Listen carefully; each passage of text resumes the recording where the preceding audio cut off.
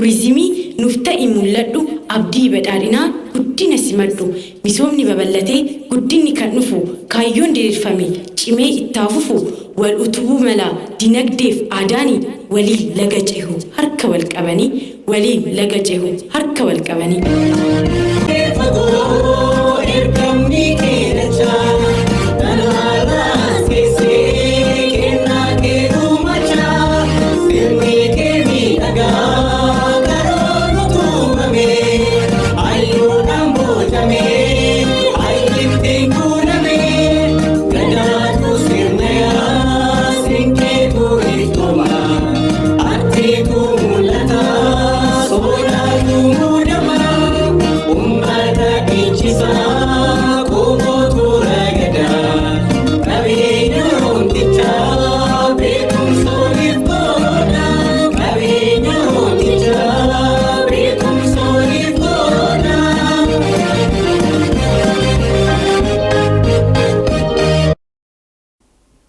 Partiin kenna partiin badhaadhinaa bara baranaa yaa'ii geggeesseen mariin jecha ittiin yaa'iin geggeeffame waadaarraa gara aadeffannaatti gara aadaatti jedhuun geggeessee jira.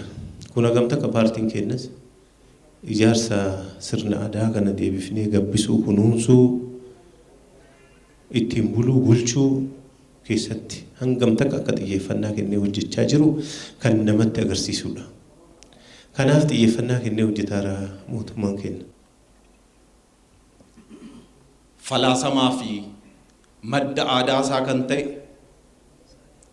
sirna gadaa biyya keenya fi ummattoota addunyaatiif ummata gumaacha ummata aadaa fi seenaa duudhaa safuu guddaa qabu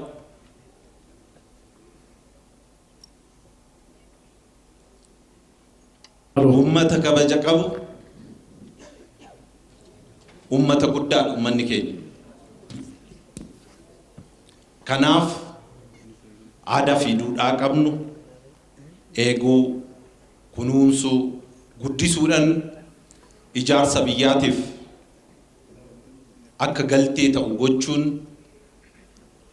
baay'ee barbaachisaadha. Haaromsi aadaa ummanni tokko ummata akka biyyaattis akka idila addunyaattis ummata dorgomaa akka ta'u waan nu taasisudha. Aadaan adeemsa keessatti uumamaa hin guddataa haaromfamaas hin deemu. Akka naannoo keenyatti dheebuu ummanni keenya murtiirraa qabaachaa ture akkamitti deebisaa akka jiru kanaan immoo mootummaas akkatti deeggaraa jiru ilaaluun hin danda'amu. Kanaaf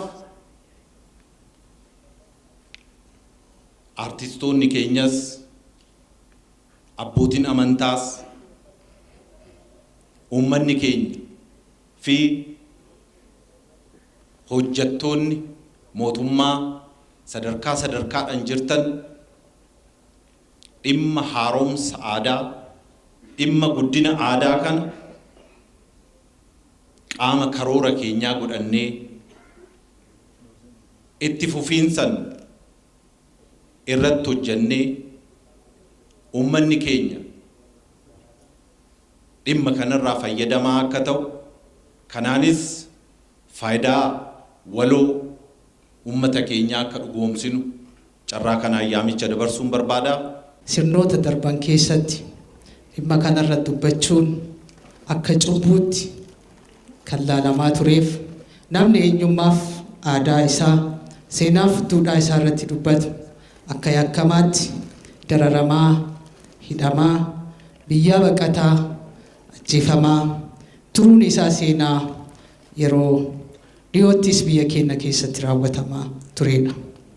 Haa ta'uutii mootummaan jijjiiramaa jijjiirama keessatti eenyummaa aadaaf seenaa duudhaa uummataa bakkatti deebisuun dhimma xiyyeeffannaa fi toora addaa taasifamee hojjetamaa tureen bu'aan addaa xiyyeeffannaan kabaja ilma namaa afaaniif aadaa seenaa uummata keenyaatiif bakkatti akka deebi'u qabsoo guddaa taasifameen wareegama guddaa kafalameenis bu'aan guddaan dhufee jira. Waltajjiin har'a dhaabbannee dubban irratti argamnu kunis bu'aa mootummaa jijjiiramaaf paartii badhaadhinaatiin dhufee baga gammaddan baga qaama kana keessatti hirmaattotaa fi bu'aa kana warra argitaan isiniin jechuu barbaada.